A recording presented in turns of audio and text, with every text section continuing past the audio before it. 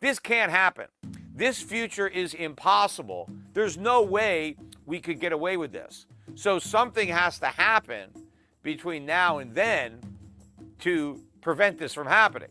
And it's going to be a crisis. See, what the markets don't understand is that the entire foundation, right, that we've been living on is about to implode. It's in the process of imploding beneath our feet.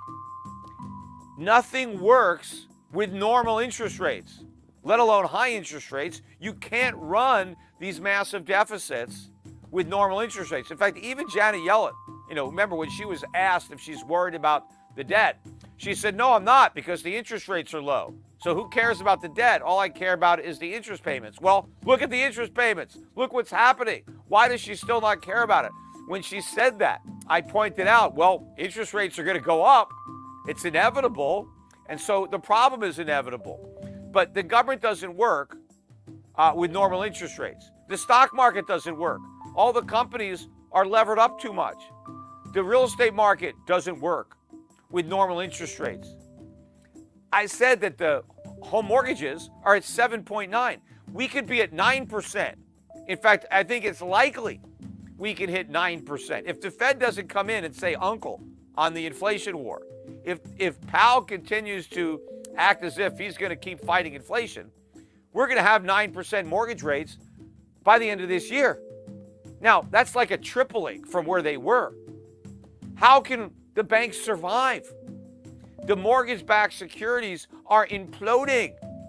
We got a small taste of it when we got the bankruptcy of a few banks earlier in the year. It was March or so when we got three banks, the Silicon Valley Bank or Signature Bank, or those the banks that were lending to crypto.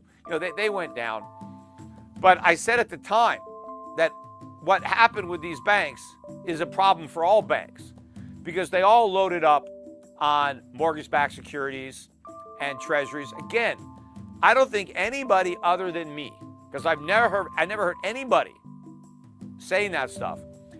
But I was warning for all the years that everybody was saying how great it was that Americans could refinance and lock in these low rates.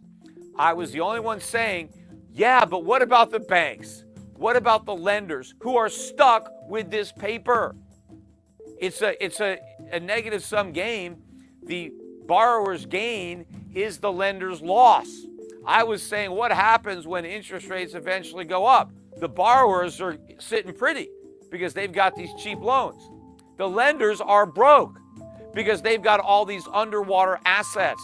They own mortgages or treasuries that have collapsed in value, rendering them all insolvent. That's why when I was talking on my podcast, people would call me up, should I buy a house? I would say, well, just make sure you get a 30-year fixed rate mortgage, because at the end of the day, that's going to be your biggest asset, your mortgage, because it's going to be your bank's biggest liability. So all these banks are insolvent. We're about to see another wave of collapses. Now, of course, the banks will be able to, postpone the collapse by going to the Fed and giving them all their underwater mortgage-backed securities at par, right? So the Fed's going to have to explode its balance sheet again. We're going to have to see a major reversal in quantitative tightening again, in quantitative easing, to prevent all of these banks from failing. But again, when the banks take this bad collateral to the Fed and get par for it, even though it may only be worth 50 or 60 cents on the dollar, this is only short term.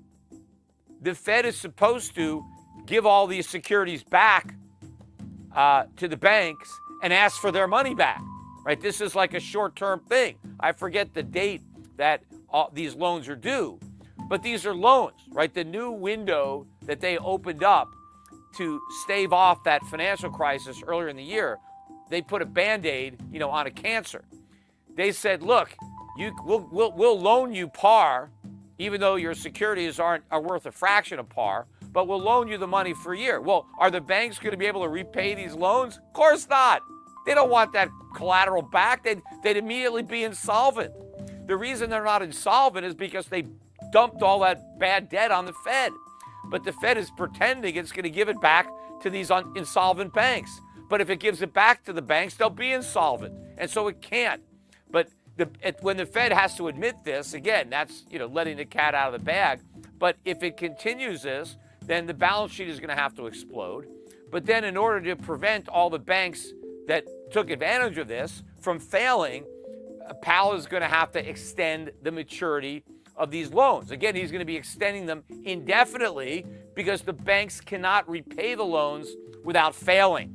And of course, if the banks fail, well, there's a financial crisis, and who's going to bail them out? You see, if Powell is going to continue to fight inflation, nobody can get a bailout. The minute there's a bailout, you stop the inflation fight, because inflation is how the Fed bails everybody out. They bail out banks or they bail out the economy by creating inflation. The government is going to have to level with the people and tell them, you know what, the party's over. We got to either massively raise your taxes or we got to slash spending. We can't keep spending all this money that we don't have. We can't keep giving people Social Security checks because they just take that money and spend it. People on Social Security aren't working, right? They're retired, so they're not producing, but they're spending a lot of money. They're driving up prices. You want to cut back on inflation, you got to take that Social Security money away. Or you got to take money away from somebody else so that people on Social Security can spend it. So either you cut Social Security benefits or you raise the taxes of the people who are paying the Social Security taxes. So you got to raise the payroll tax or you got to cut Social Security. But the politicians don't want to do either one of those, and they didn't have to do anything for years because they could borrow the money instead. And the only reason they could do that was because interest rates were rock bottom. Well, they're not rock bottom anymore. They are normalizing, and they're nowhere near where they're going to go. We still have a long way to go up. People are in denial here. Right? Again, they expect the Fed to cut rates any moment. How can they do that with inflation where it is? By the way, oil was up again today. Oil is back to almost $91 a barrel. And this is with the dollar going up, right? Oil is still going up. And stocks, the Dow is down 400 points today. NASDAQ an even bigger drop, down about 1.5%. And oil still went up. Imagine what's going to happen to oil if we get a bounce in the stock market. If the dollar falls, oil's going to just go straight up. We're going to go through 100. Oil prices are not going to stop going up because inflation has driven them up. Meanwhile, we can't sell any more oil from the Strategic Petroleum Reserve. In fact, they need to buy oil to refill the reserve. And they're going to have to buy it back at a higher price than they sold. It's going to be a lousy trade. The American public is going to get stuck with a loss. Now, maybe they won't even buy it back for a while. They'll just watch the price go up before they have to try to buy some of that oil back. But you can't cut rates.